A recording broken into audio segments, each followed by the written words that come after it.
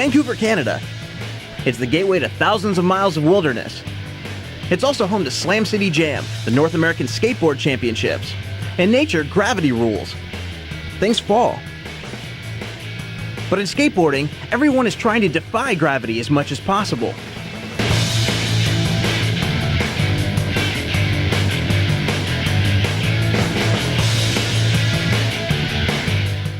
But try to fight it, and eventually it will break you down. The difference between falling and flying is a matter of control.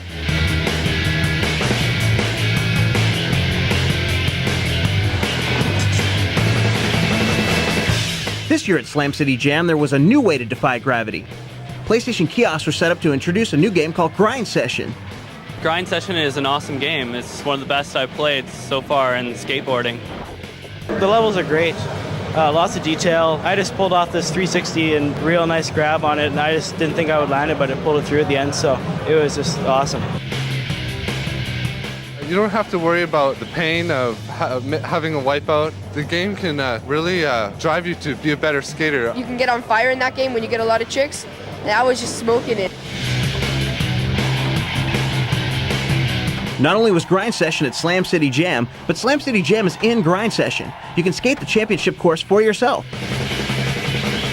One of the people checking out Grind Session was Ed Templeton, who's one of the 6 pros featured in the game along with 4 amateur skaters. It was fun working with a game developer, working on the different tricks, and to make sure it was a quality game. And those guys really did a good job on making that really realistic. I've been skating for 15 years. It's hard to explain why I keep doing it. It's just a love thing. You just get up every morning and go, what can I do today? Oh, I guess I'm gonna go skate. And it's totally fun. It's the best thing you can ever do is to make a living out of the thing that you enjoy the most.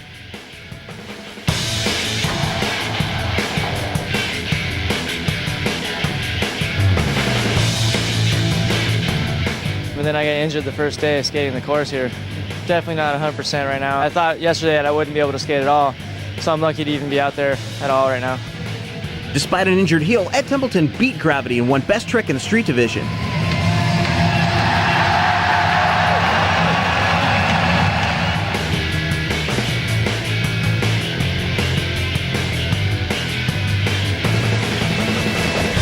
It's all mental. I wish I had known that a little earlier, of course. A lot of the scariest tricks are actually pretty easy. It's just in your head that it's scary. And then lately I've learned to just try it and take the slam if it happens.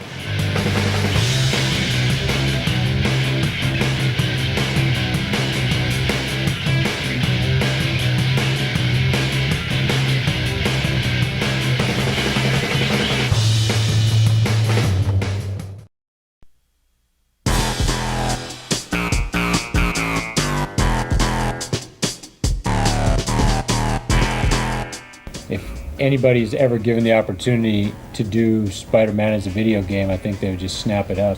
He is the superhero. I mean, the best superhero that you could ever come up with. I mean. Plus, he relates so much to like who we were growing up as kids. You know, having trouble with with girls and money, and then also being able to have all these cool powers, be able to swing around, wall crawl, super strength, Spidey sense, the whole thing.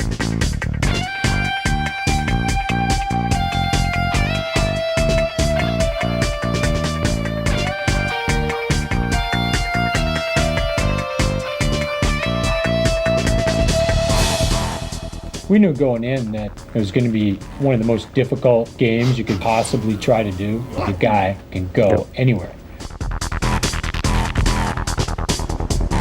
And then the day we got it working, it was one of the happiest days of my life, I know that. Is that the bank ahead? Yes, but be careful, Spider. I saw the chopper dropping off armed robbers on top of the bank. Well, it was the day we got Spidey. You could jump off a building, hit your swing button, swing to a building, crawl up, go over like, nice complicated surfaces, pop down, and then start fist fighting with a bad guy that's, try to ruin the world. And we just looked at each other, all laughed and smiled and said, we got something that's really fun, even just to move the character around.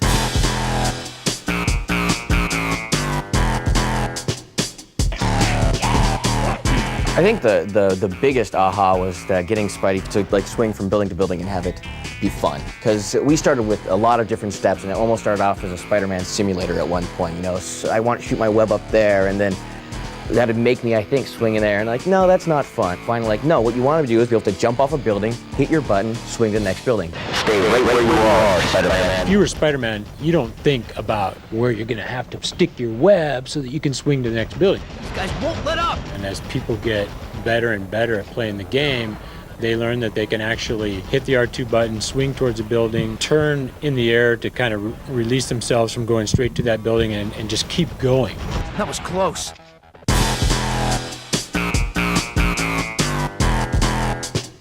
The biggest thing we realized while making this game is getting him in those poses and making it look fluid was so hard. Getting a guy to do that from a jump to a swing to a crouch to a look around is very difficult. So if you're going to go and try to motion capture a guy doing all this kind of stuff, it's just not going to happen because there's no way you're going to be able to tie all those moves back to your ready stance. And so what we had to do there was really put the burden of all that on our animator. Just stepped up to the plate and became Spider-Man, just nailed it on every single one. You know, we've got Spidey on screen. I've heard that he sits at home and actually gets into all the poses.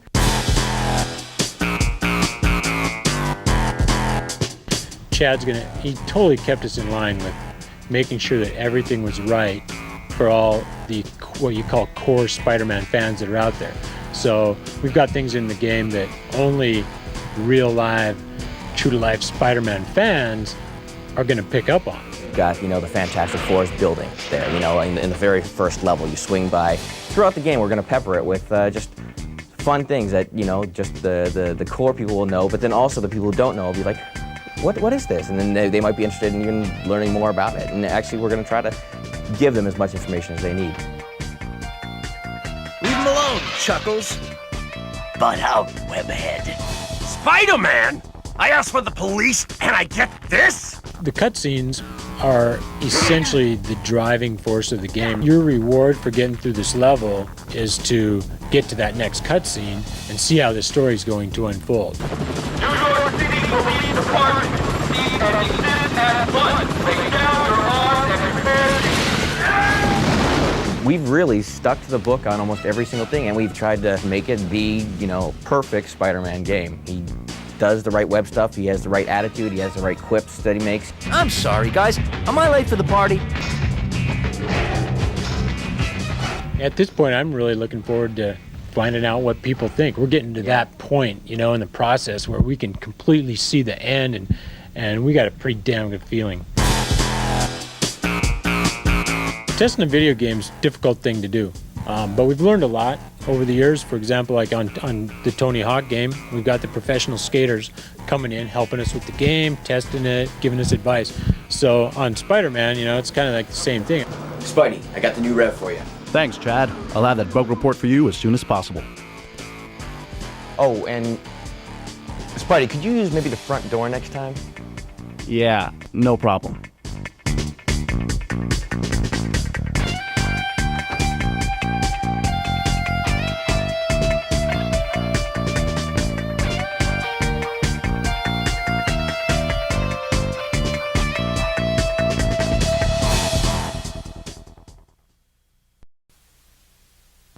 In the level Papuas Pyramid of Crash Team Racing, there's a hairpin turn at the end of the level that you can totally bypass by using this shortcut. Take a look. Keep in mind you're either going to need an Aku Aku or Uka Uka mask or a turbo boost to make it. Once you get the mask, save it for here. Right at the end of the wall, activate your mask and do a 180 turn over to the other side of the track. So there it is. Today I'm going to show you one of the coolest areas in Twisted Metal 4. The level is Neon City. There's a really cool secret area in this level that you can get a lot of weapons and power-ups, but it is hard to get to. Let me show you how it's done. Basically what you want to do is look for the train tracks and follow it all the way up the tunnel, just like this. Collect the power-ups on the way up.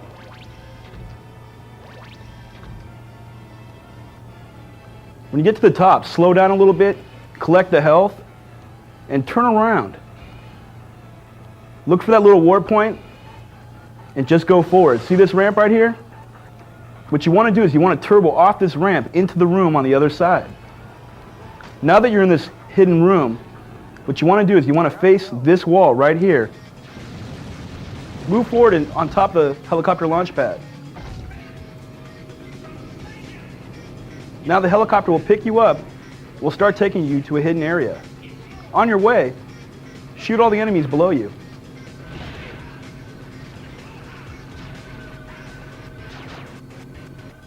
Once the helicopter's dropped you off, move forward into the secret area. Collect all the weapons and power-ups here. When you've gotten all the power-ups, go to the jump pad to exit the secret area. And that's how it's done.